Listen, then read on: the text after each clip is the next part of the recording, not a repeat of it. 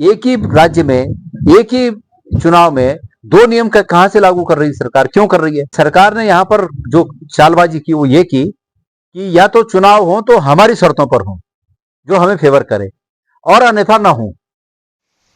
पंचायत चुनाव को लेकर उत्तराखंड सरकार की मंशा पर गंभीर सवाल उठ रहे हैं।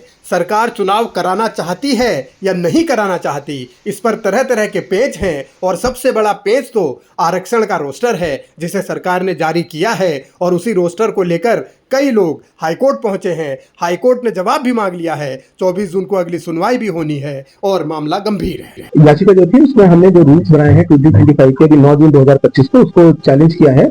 ये कहते हैं कि जो रूल्स जो है वो as per the procedure let down नहीं है, और साथ ही साथ इसमें सबसे इंपॉर्टेंट इशू ये है कि एक गवर्नमेंट ऑर्डर के द्वारा जो बाद में 11/6/2025 को इशू किया है, ये मान लिया जा रहा है कि ये पहली बार इसमें चक्र लगेगा, रोटेशन लगेगा रिजर्वेशन के लिए।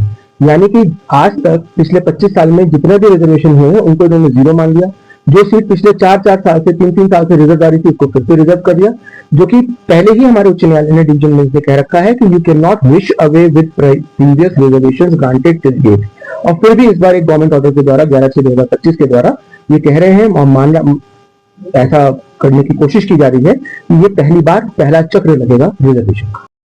डबल इंजन सरकार ने कैसे डबल जियो जारी कर दिए, इस सवाल का जवाब कोर्ट ने मांगा है। डबल इंजन सरकार ने किस मंशा के साथ आरक्षण के रोस्टर को शून्य करके नए चक्र में फंसा दिया और नए चक्र का चक्कर चलाकर कैसे चक्रव्यूह रच दिया, इसी बात को लेकर अब सरकार कटघरे में है। 11 तारीख के जियो के आधार पर फाइनल की, 10 तारीख और 11 तारीख, ये कंफ्यूजन वाला मामला है। एक जियो 10 तारीख को जारी हुआ, लिस्ट उसके आधार पर बनी, और दूसरा जियो 11 तारीख को आया, इस जून की बात कर रहा हूं मैं, और लिस्ट उसके आधार पर फिर अंतिम रूप से प्रदर्शित की गई, दिखाई गई, जो कि उचित नहीं है।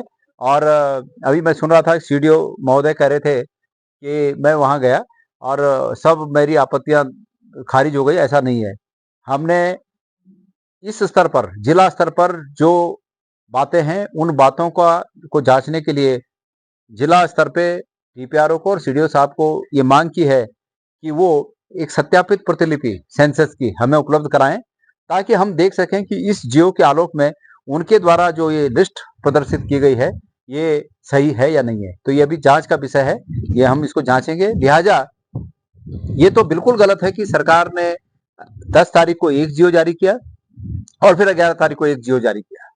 वहां स्थिति ये बनी है कि जहां पर जो चीज उनको शूट करती है उसको मान लेने की जो इनका जो तरीका है वो उचित नहीं है।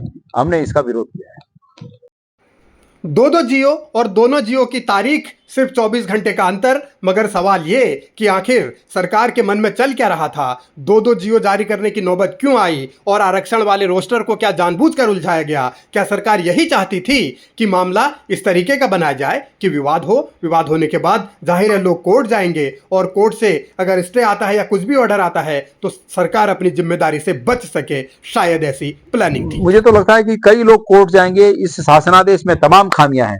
इस शासनादेश में प्रधान, क्षेत्र पंचायत प्रमुख और जिला पंचायत के लिए कास्ट सेंसस के परसेंटेज को आधार बनाया गया है, और बाकी क्षेत्र पंचायत सदस्य, जिला पंचायत सदस्य और ग्राम सभा के वार्ड मेंबर, इनके लिए जनसंख्या को आधार बनाया गया है। तो ये दोनों एक ही राज्य में एक ही चुनाव में दो नियम का कहां से लागू कर रही है सरकार, क्यों कर रही है? तो इसलिए ये जो लोग कोर्ट जा रहे हैं, पर दिक्कत ये बात है कि सरकार ने यहां पर जो चालबाजी की वो ये की कि या तो चुनाव हो तो हमारी शर्तों पर हो, जो हमें फेवर करे, और अन्यथा ना हो। तो अगर नहीं होते हैं चुनाव तो भी सरकार, भारतीय जनता पार्टी को उसमें अपना राजनीतिक हित दिखता है चुनाव न होने पर, और अगर हो उनकी शर्तों पर, इस आरक्षण के तहत उनकी शर्तों पर हो तो उन्होंने अपने हिसाब से सब बना रखा है। तो ये दोनों बातें वो चूंकि राजनीतिक लाभ लेने के लिए सरकार जो है अनैतिक कार्य कर रही है, ये एक्सपोज हो गई है सरकार। और मैं मानता हूं कि लोग जो कोर्ट जाएंगे तो माननीय न्यायालय इन सब पक्षों पर अपने संज्ञान लेगा और फिर आदेश देंगे।